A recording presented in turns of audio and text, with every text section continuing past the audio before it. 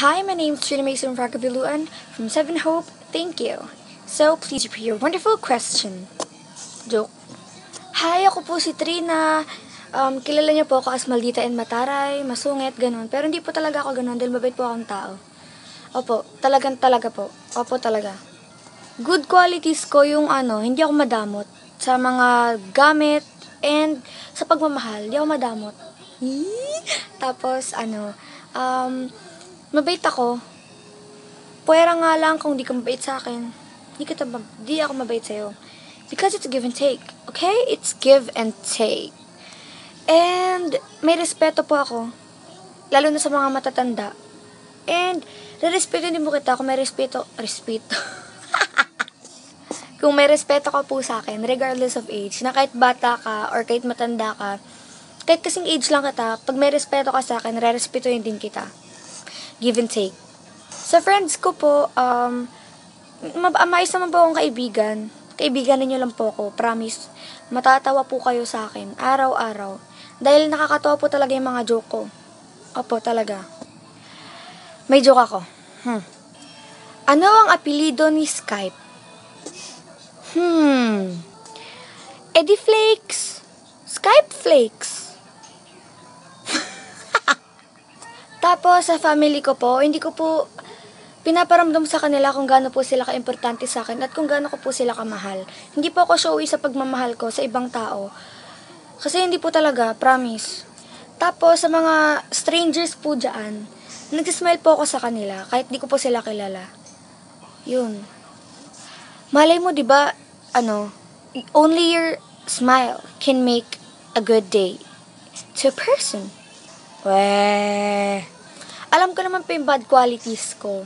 Ang bad qualities ko po ay pikon po ako.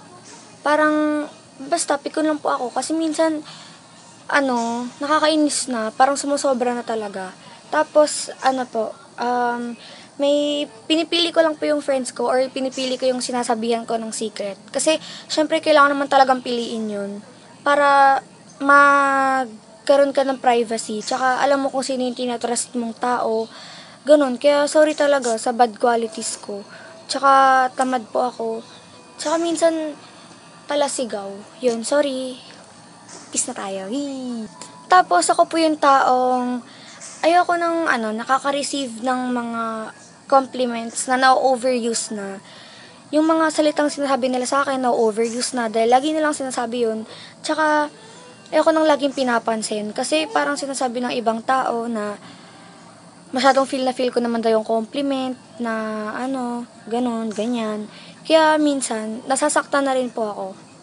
Yun, kala nyo lang hindi. Tapos, di nyo lang po alam, iyakin po ako. Yun, na small things lang can make me cry. Basta nakakaiyak yun syempre.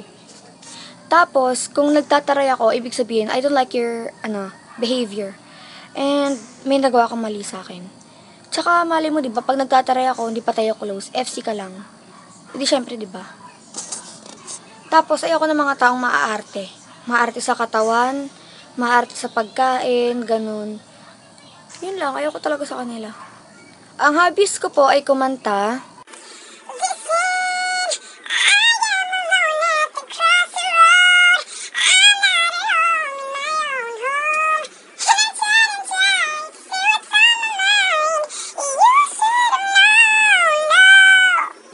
Tapos, nagpapiano din po ako.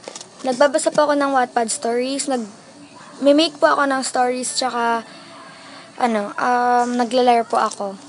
And don't forget, nagsa-sound trip din po ako. Ang goals ko po sa buhay ay yung makapagtapos ng pag-aaral. At yung mapag-aral ko po yung mga kapatid ko at yung mga pinsan ko. Tapos, gusto ko po yung mapasyal ko po yung family ko sa iba't ibang bansa. Kasama po yung the one ko.